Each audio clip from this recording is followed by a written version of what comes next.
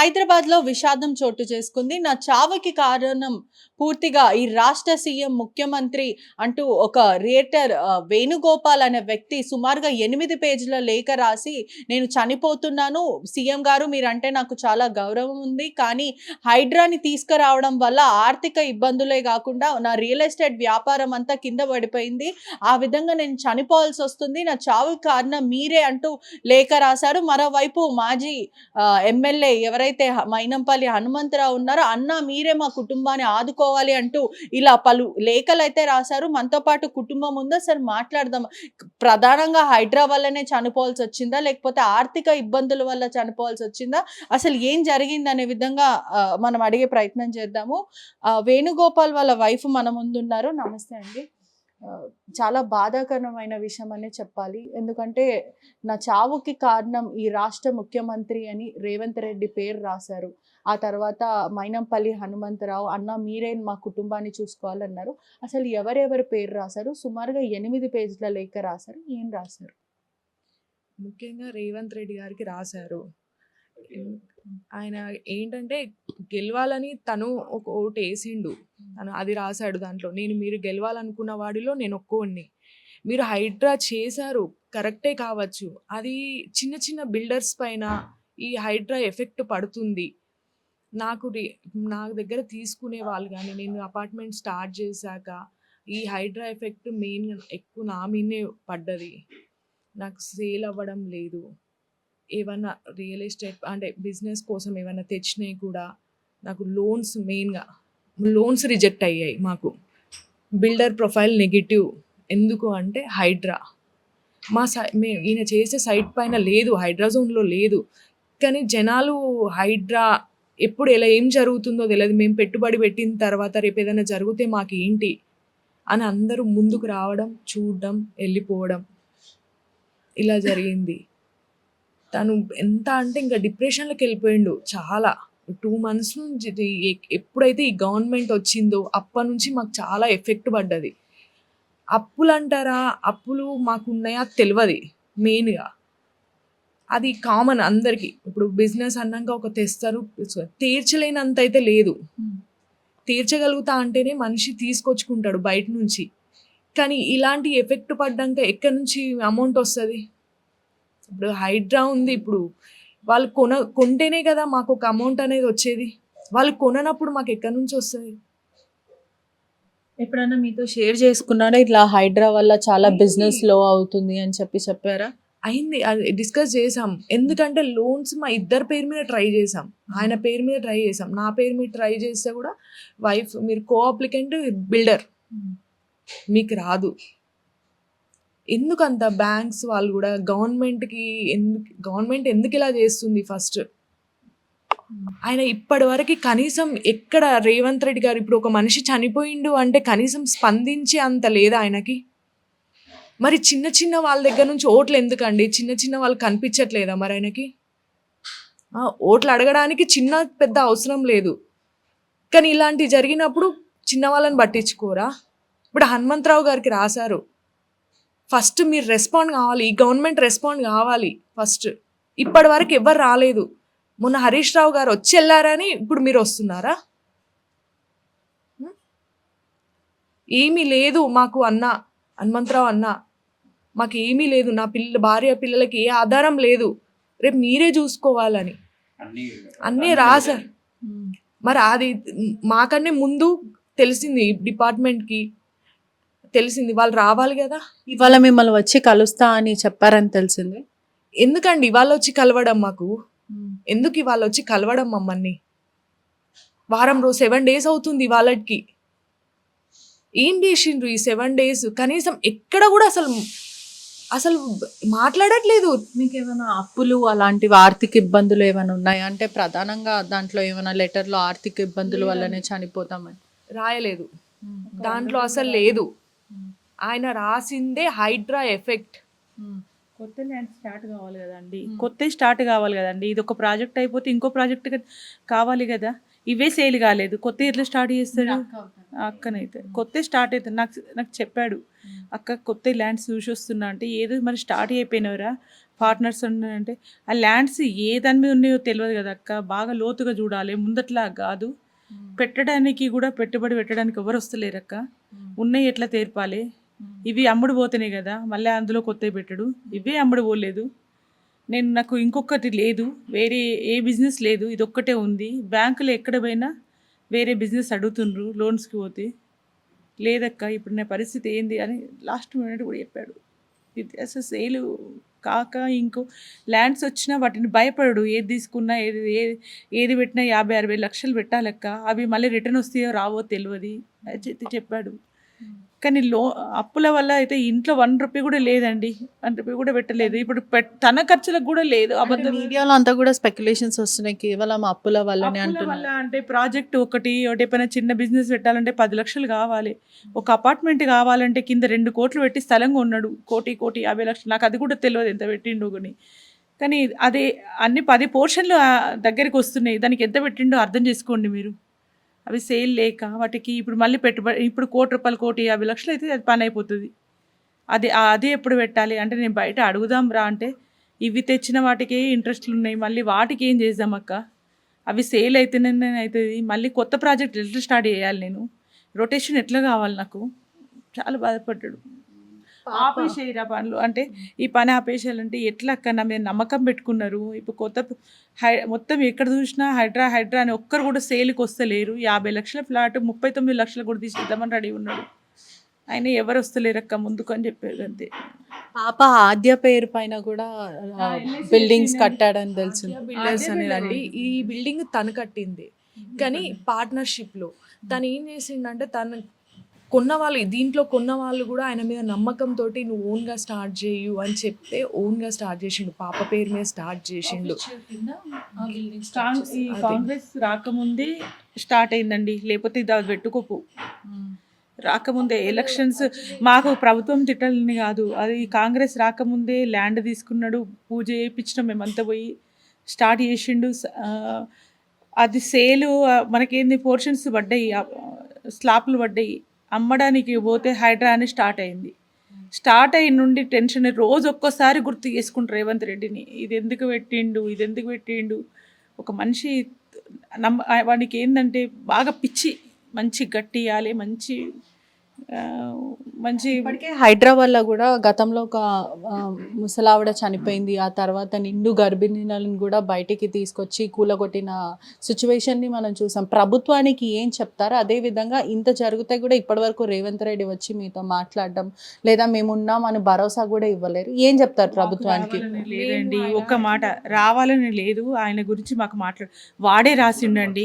వాడే రాశాడు. నేను చనిపోయినా నా తర్వాత ఇంకొకరు బాగుపడాలని రాశాడు, కానీ మాకేదో అవుతుందని మేము మాట్లాడట్లేదు. ఇప్పుడు నాకు జరిగినట్టు ఇంకెవరికి జరగద్దు. ఇప్పటికైనా యాక్షన్ తీసుకోండి. మీరు ఇప్పుడు ఇంత పెద్ద పెద్ద అపార్ట్మెంట్స్ ఉన్నాయండి, మీరు చూస్తున్నారు, అట్లాంటి వాళ్ళ మీద ఎఫెక్ట్ పడుతుందా? ఏవైనా చిన్న పేదల వల్ల, మిడిల్ క్లాస్ వాళ్ళ మీదనే ఎఫెక్ట్ పడుతుంది అంటుంది. చిన్న బిల్డర్స్, చిన్న వ్యాపారస్తులు అంత క్లియర్ గా రాసినప్పుడు కూడా మళ్ళీ నిన్న స్క్రోలింగ్ వచ్చిందంట. నాకు తెలియదు, మా వాళ్ళు చూసారు నిన్న. నేను వాళ్ళ చిన్న సిస్టర్ని, నిన్న ఇదే టైంకి TV9 వాళ్ళు వచ్చి సేమ్ యాజ్ ఇట్ ఈస్గా మమ్మల్ని మొత్తం ఇంటర్వ్యూ చేశారు, తీసుకెళ్లారు. మేమైతే పిలవలేదు కదండి ఏ న్యూస్ రిపోర్టర్స్ని, ఎవరిని. ఎందుకు వచ్చారు? మా అన్నయ్యది అక్కడ పోలీస్ స్టేషన్లో ఒక సీఎం మీద కేసు. ఆర్థిక ఇబ్బందులు కాదు, ఆర్థిక ఇబ్బందులు అని వేశారు మీడియాలో. ఆర్థిక ఇబ్బందులు కాదు, కేవలం హైడ్రా వల్లనే అంటున్నారు. కాదండి, TV9 వాళ్ళు వచ్చి ఇంటర్వ్యూ చేసుకొని వెళ్తే మేము క్లియర్గా చెప్పాము. వాళ్ళు ఎలా కింద స్క్రోలింగ్ ఇస్తారు, డీజీపీ స్టేట్మెంట్ ఏంటి, అది హైడ్రా వల్ల కాదు, రియల్ ఎస్టేట్ ద్వారా కాదు, కేవలం అప్పుల ద్వారా చనిపోయారు అని వేస్తారా? ఎక్కడ రాశాడండి మా అన్నయ్య అప్పుల ద్వారా చనిపోయారు అని? ఎవరు చెప్పారు? బయట ఎవరు వాళ్ళకి చెప్పింది? ప్రూఫ్స్ ఏంటి? అప్పుల ద్వారా చనిపోయారు అంతే క్లియర్గా రాశాడు కదా సీఎం రేవంత్ రెడ్డి అని. అసలు అవసరం మేము మిడిల్ క్లాస్ ఫ్యామిలీస్, మాకు ఉన్నంత ఏంటి ఎంత అనేది చూసుకొని ఉంటాం. మా అన్నయ్య ఈరోజు కొత్తగా సొంతంగా స్టార్ట్ చేశాడు, కానీ అనుభవం లేకుండా చేయలేదు కదా. 10 years నుంచి ఇదే ఫీల్డ్లో ఉన్నాడు. నియర్లీ 4 అపార్ట్మెంట్స్ కన్స్ట్రక్ట్ చేసాం. ఏ రోజు మేము మరి ఇంత ఫీల్ అవ్వలేదు. ఆర్థిక ఇబ్బందులు ఉంటే ఎందుకు వెళ్తాడు ఓన్గా పెట్టాలని? అంతే క్యాష్ కదండి. ఇచ్చే వాళ్ళు కూడా ఉన్నారండి. మాకు ఇంట్రెస్ట్ లేకుండా క్యాష్ ఇచ్చే వాళ్ళు కూడా ఉన్నారు. కానీ అవే 7 ఫ్లాట్స్ అమ్ముడు పోలేదు. ఇంకా కొత్త ఫ్లాట్స్ స్టార్ట్ చేస్తే ఎన్ని రోజులు ఆగుతారక్క అని నాకే చెప్పాడు వాడు. ఎన్ని రోజులు ఆగుతాం? ఒక 6 మంత్స్ ఆగుతాం, 1 ఇయర్ ఆగుతాం. వాళ్ళకైతే వాళ్ళకి రిటర్న్ ఇవ్వాలి కదా. ఈ 4 ఇయర్స్ దాకా ఇదే పరిస్థితి ఉండేటట్టుంది. ఇది 4 ఇయర్స్ దాకా ఇదే పరిస్థితి ఉన్నట్టుంది. కొంచెం చేంజ్ వాడే ఎలక్షన్లో ఓటు వద్దని నేను చెప్పాను కాంగ్రెస్కి. వద్దంటే అక్క చేంజ్ కావాలి, చేంజ్ అయితే ప్రభుత్వం చేంజ్ అయితే కంపల్సరీ బాగుంటుంది అక్క అని చెప్పిండు నాకు ఇప్పుడు కాంగ్రెస్ అని కాదు, టీఆర్ఎస్ అని కాదు, కానీ వాడు అంత క్లియర్గా రాసినప్పుడు TV9 వాళ్ళు వచ్చి మేము దీనికి కంపల్సరీ ఇంటర్వ్యూ తీసుకోవాలి, మేము ఇవ్వమని చెప్పినామండి. మేము ఎవరిని రానివ్వమని చెప్పాము నిన్న. మాకు వద్దు ఇవన్నీ, కంపల్సరీ తీసుకోవాలని బయట మాకు ఫోర్స్ వచ్చిందండి, తీసుకోవాలని చెప్పి కింద నిన్న వేరే రిలేషన్ వాళ్ళు వచ్చి అప్పుల వాళ్ళు చనిపోయిందని రాయడం చాలా రాంగ్ అండి. అది 1 రూపీ లేదు పాపం. కాదండి, ఎంత ప్రభుత్వానికి అనుకూలంగా రాసినా మా అన్న రాసిన లెటర్ అయితే ఎక్కడికి పోదు కదా. ఇట్స్ ఎ ప్రూఫ్ కదా. ఇప్పుడు మీరు పాలిటిక్స్లో ప్రభుత్వం మీదే, గవర్నమెంట్ రూల్ మీద ఉంది అని మీకు నచ్చినట్టు రాసుకోవడానికి ఎవరండి మీకు హక్కు ఇచ్చింది? Who gave you the rights? We are the voters. నువ్వు ఎలా గెలిచావు ఈరోజు? నీకు కనపడట్లేరా చిన్నవాళ్ళు? అంత పిచ్చి వాళ్ళ లెక్క ఉన్నామా మేము? నీ పేరు మర్చిపెడితే ఒక పెద్ద హీరో గుర్తొస్తాడు, ఏదో సినిమాకి పోయి చచ్చిపోయిన ఆమెకేమో గుర్తొస్తావు నువ్వు. అట్లాంటివన్నీ నీకు పిచ్చి పిచ్చి అన్నీ గుర్తొస్తాయి, కానీ ఇలాంటి వాళ్ళు గుర్తురారా? నువ్వు ఏమి చెయ్యకు, కానీ చనిపోయిన వాళ్ళ మీద వెయ్యకు. మీ రాజకీయాల కోసం మా కుటుంబాన్ని అన్యాయంగా ఇది చేయకండి. తండ్రి ఉన్నారు, ఒక్కసారి మాట్లాడే ప్రయత్నం కూడా చేద్దాం. ఎప్పుడైనా చెప్పారా ఇట్లా జరుగుతుంది అని? మీతో మాట్లాడారా? మాతో ఏం షేర్ చేసుకోలేదమ్మా. ఎప్పుడు మాతో ఇట్లా అవుతుంది ఇది అని ఎన్నడూ మాకు ఏం చెప్పలేదు. అంటే చనిపోకముందు, హ్యాంగ్ చేసుకోకముందు ఏమన్నా మాట్లాడడం, బాధగా ఉండడం అట్లా ఏమన్నా గమనించారా? అట్టేం ఒక అంతా మంచిగా ఉండే. ఒక 6 నెలల నుంచి జర డిప్రెస్గా బాగా కనిపించాడు. ఏమైందిరా బాబు అట్లా ఉంటావు అంటే ఏం చెప్పలేదు మాకు. ఫైనల్గా ప్రభుత్వానికి ఏం చెప్తారు? ఎందుకంటే దీన్ని రాజకీయం చేసే ప్రయత్నం కొంతమంది చేస్తున్నప్పటికీ కూడా ఏం చెప్తారంటే, ఇప్పటి వరకు ఒక సినిమా గురించి స్పందించిన సీఎం స్వయంగా పేరు రాసి మరి చనిపోయాడు వేణుగోపాల్. ఏం చెప్తారు మీరు ప్రభుత్వానికి? అంటే కొంచెం ప్రభుత్వ అనుకూల మీడియా ఇతన్ని నెగిటివ్ చేసే ప్రయత్నం చేస్తున్నారండి. చనిపోయింది మామూలుగా తను లెటర్ రాసి చనిపోయాడు. వాళ్ళకు స్వార్థ రాజకీయాల కోసం వాళ్ళకు అనుకూలంగా కొన్ని టీవీ ఛానల్స్ అతను ఈ రియల్ ఎస్టేట్ ప్రభావం వల్ల చనిపోలేదు, కేవలం పర్సనల్ అప్పుల వల్ల చనిపోయాడు అనేది నిన్న నుంచి స్క్రోల్ చేస్తున్నారు. కానీ అతను ఎలా చనిపోయాడో మొత్తం లెటర్స్లో వివరించాడు. ఏంటి ప్రాబ్లం ఏంటి, ఎందుకు అదే ఈ ప్రభుత్వం వచ్చిన తర్వాత మా చిన్న బిల్డర్స్ అనేవాళ్ళు ఆర్థికంగా చితికిపోయాము. మార్కెట్ అనేది స్తబ్దుగా ఉండడం, మేము తేవాళ్ళకున్న బ్యాంకులలో అప్పులు పుట్టకపోవడం, ఒక సవ్యంగా జరిగిపోకపోవడం. ఇన్ని రోజులు ఇది 3వ ప్రాజెక్ట్ అండి. ఈ 3వ ప్రాజెక్టు, ఈ మిగతా 2 ప్రాజెక్టులు సవ్యంగానే జరిగింది. ఈ 3వ ప్రాజెక్టు మొదలైనప్పటి నుంచి చాలా కారణాల వల్ల ఆర్థిక పరిస్థితులు, లోన్స్ రాక ఇవన్నీ ఎదుర్కోవడం జరుగుతుంది, గడ్డు కాలం ఎదుర్కోవడం జరుగుతుంది. సో దాన్ని వీళ్ళు ప్రభుత్వానికి అనుకూలంగా అంటే నెగిటివ్ చేసి చూపించడం జరుగుతుంది. సో అలా చేయకండి అని నేను చెప్పదలుచుకున్నాను. పోలీసుల దర్యాప్తు ఎలా ఉంది అని అంటే ఏం చెప్తున్నారు పోలీస్ వైపు? అంటే ఫోన్ సీజ్ చేసుకుంటారు, తీసుకున్నారు కదా, లెటర్స్ అవన్నీ వాళ్ళ దగ్గరనే ఉంటాయి. వాళ్ళ దర్యాప్తులో ఏం చెప్తున్నారు? దర్యాప్తు అనేది మాకు ఇంకా ఏం అప్డేట్ లేదండి. మేము ఇదే బాధలో ఉన్నాము. మేము ఇంకా వాళ్ళని అప్డేట్ కూడా ఏం అడగట్లేదండి. మొదటిగా వచ్చింది హరీష్ రావు గారు వచ్చారు, ఆ తర్వాత అందరు రియాక్ట్ అవుతున్నారు. మొదటగా రియాక్ట్ అవ్వాల్సింది వీళ్ళ దగ్గర. ఘటన కూడా ఆలస్యంగా వెలుగులోకి వచ్చింది చెప్పాలంటే. ఆ నైటే వాళ్ళందరూ లెటర్స్ అవన్నీ హ్యాండ్ ఓవర్ చేసుకుంటారు కదండి. అల్టిమేట్గా వాళ్ళు ఇన్ఫర్మేషన్ ప్రభుత్వానికి అనుకూలంగా ఉంటారు కదా, వాళ్ళు ఇన్ఫర్మేషన్ ఆ పర్టికులర్ పొలిటికల్ పర్సన్స్కి వెళ్ళాలి యాక్చువల్గా. సో కానీ ఏం చెప్తారు? ఎందుకంటే ఇప్పటి వరకు మీ కుటుంబం దగ్గరకు వచ్చి ఇలా జరిగింది అని చెప్పి అట్లీస్ట్ కన్సోల్ చేసే ప్రయత్నము, మేము ఉన్నాం, మా ప్రభుత్వం నుంచి ఇటువంటివి మేము చూసుకుంటాం అన్నట్టు ఏం కూడా చెప్పలేదు. ఏం చెప్తారు సీఎంకి? మాకు అతన్ని ఆ ప్రభుత్వం తరపున అయితే మాకు ఎవరు ఇన్ఫర్మేషన్ ఇవ్వలేదండి. మాకు కనీసం పరామర్శ కూడా లేదండి. మేమేం చెప్పదలుచుకున్నామంటే దాన్ని మీరు ఏం చేయలేకపోయినా పర్లేదు కానీ దాన్ని నెగిటివ్ చేసి చూపించకండి. ఇవన్నీ ప్రూఫ్స్ ఉన్నాయి, తను ఎలా చనిపోయాడు ఏంది అనేది చెప్పాడు. ఈ 8 లేఖలు రాశారు కదా, 8 మందికి రాశారా, ఎవరెవరికి రాశారు? తను ఈ మైనపల్లి గారికి రాశారు, ఈ సీఎం గారికి రాశారు. సో వివరించారు ఏంటి ఏంది అనేది, పరిస్థితి ఏంటి ఏంటి వాళ్ళకు కూడా రాశారు. సో ఫ్యామిలీ మెంబర్స్కి రాశారు. సో పాపకి ఏమన్నా క్షమించు ఆద్య, నేను చాలా బాగా చూసుకోవాలనుకున్నాను. ప్రణయ క్షమించు, నేను చాలా ఇందులోకి వెళ్ళి బయటపడాలనుకున్నాను కానీ పడలేకపోతున్నాను.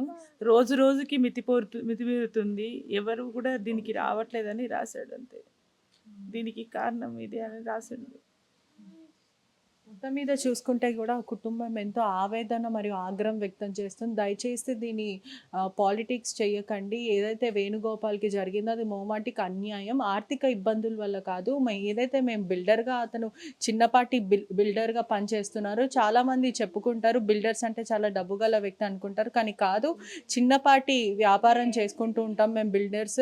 మా బ్రెడ్ అండ్ బటర్ అదే.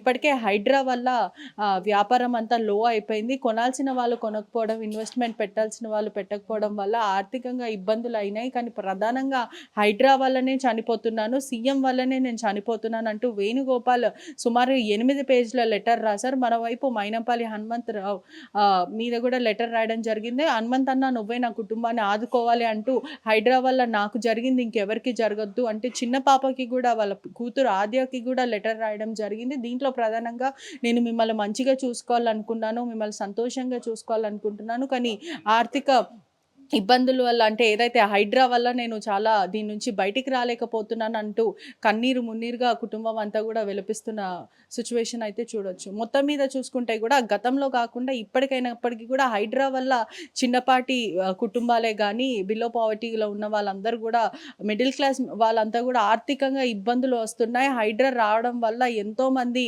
బ్రతుకులు రోడ్డు మీద వస్తున్న పరిస్థితి అయితే కనిపిస్తుంది. దీని మీద ప్రభుత్వం కూడా ఖచ్చితంగా నిఘా పెట్టాలి. మరోవైపు చూసుకుంటే కూడా ఆపోజిషన్ వాళ్ళు కూడా దీన్ని ఖండిస్తున్నారు, తీవ్రమైన విమర్శలు ఎదుర్కొంటున్న పరిస్థితి అయితే కనిపిస్తుంది. మొత్తం మీద వేణుగోపాల్ మాత్రం హైడ్రా వల్లనే నేను చనిపోతున్నాను, నా చావుకి కారణం సీఎం రేవంత్ రెడ్డి అంటూ ఆ లేఖలో రాయడం జరిగింది. Cameraman జాఫర్తో పెట్రిషా reporting RTV Hyderabad. మరిన్ని వీడియోస్ కోసం ఛానల్ ని సబ్స్క్రైబ్ చేయండి. లేటెస్ట్ అప్డేట్స్ కోసం వాట్సాప్ ఛానల్ ని ఫాలో అవ్వండి. ఆ లింక్ డిస్క్రిప్షన్ లో ఉంది.